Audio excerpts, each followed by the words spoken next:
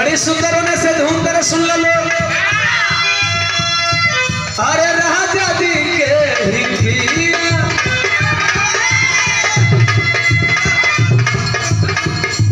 कौन हीरो से है भी अरे लागे है।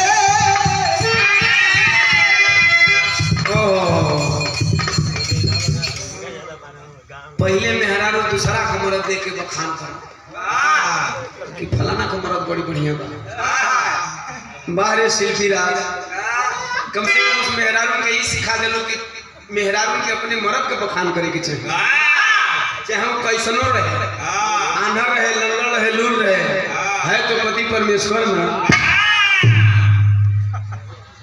यो हर्ष सुन लो। हमरे गीत में कोनो मेहरारू अचानक गरम हो गई, तेमा कैसन तू लोग बकना था।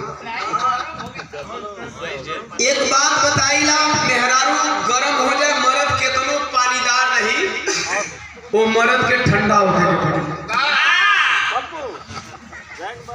अगर भाई ने मेहरारू गरम दिया वही टाइम पर मर्द गरम हो जाओ तो लगी चूहे का चूहे आंसू चूहे लगी केवली का ऐसे वो पेन बोल के नहीं पर्दा में बोले लोग गलत गलत सोचे लगे।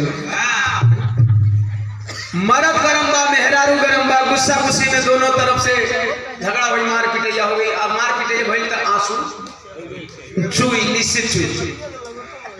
जवन मेहरारू मराइल बिया फुलका